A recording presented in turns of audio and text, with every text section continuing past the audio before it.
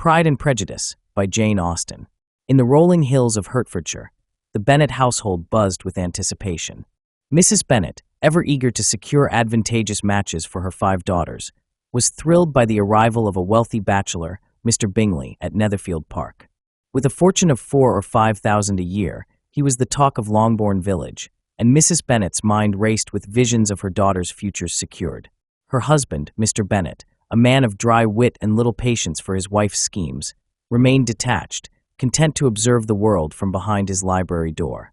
The Bennet sisters, Jane, Elizabeth, Mary, Kitty, and Lydia, varied in temperament and prospects.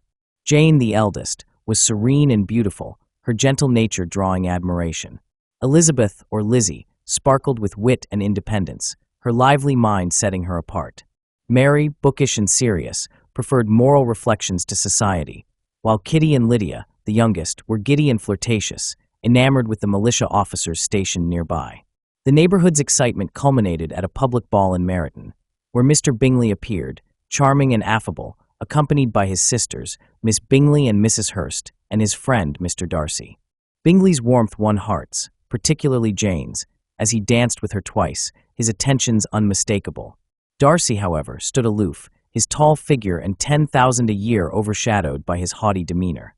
When urged by Bingley to dance, he dismissed Elizabeth as tolerable, but not handsome enough to tempt me, unaware that she overheard. Her pride stung. Elizabeth resolved to think no more of the proud Mr. Darcy. As weeks passed, Bingley's affection for Jane deepened. He called at Longbourn, and their mutual regard blossomed, though Jane's reserve tempered her expressions. Elizabeth, protective of her sister, observed Bingley's sisters with suspicion. Miss Bingley, ambitious and condescending, clearly fancied Darcy, while Mrs. Hurst followed her lead.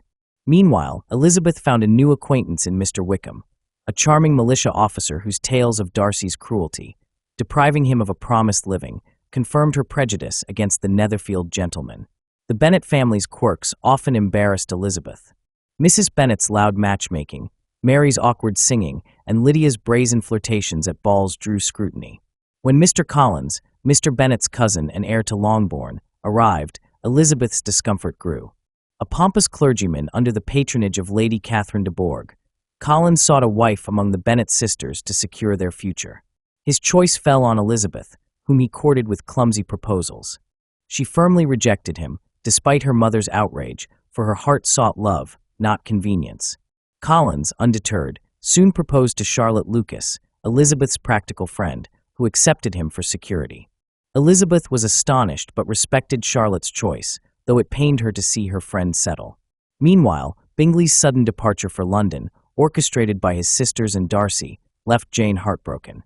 Elizabeth suspected Darcy's influence, believing he deemed the Bennets unsuitable. Her resentment deepened. Winter brought Elizabeth to Hunsford, where she visited Charlotte and Collins. At Rosings, Lady Catherine's grand estate, Elizabeth encountered Darcy again. His behavior puzzled her, attentive yet reserved. He often joined her walks, sparking Lady Catherine's disapproval. One evening, Darcy astonished Elizabeth with a proposal of marriage, declaring his ardent love despite her family's inferiority. His words, laced with condescension, inflamed her pride. She rejected him, citing his role in separating Jane and Bingley and his cruelty to Wickham. Darcy, shocked and humbled, left in silence. The next day, he delivered a letter explaining his actions.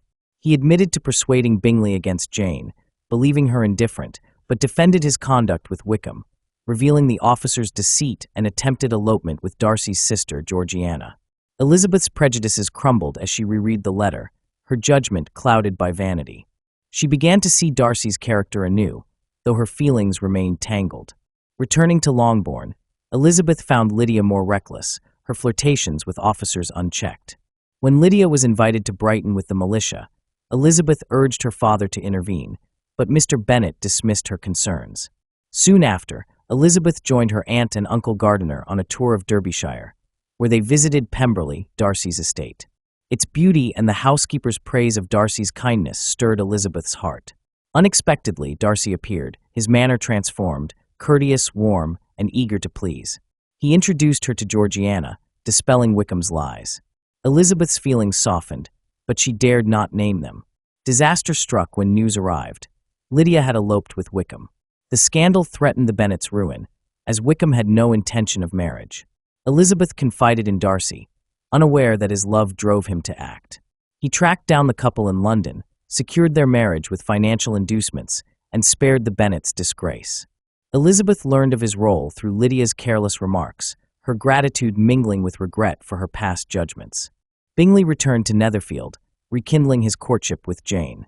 Their engagement soon followed, delighting the Bennets. Lady Catherine, outraged by rumors of Darcy and Elizabeth, confronted her, demanding she renounce any claim to him. Elizabeth's spirited refusal emboldened Darcy, who had hoped her feelings had changed. At Longbourn, he proposed again, his humility and love now unguarded.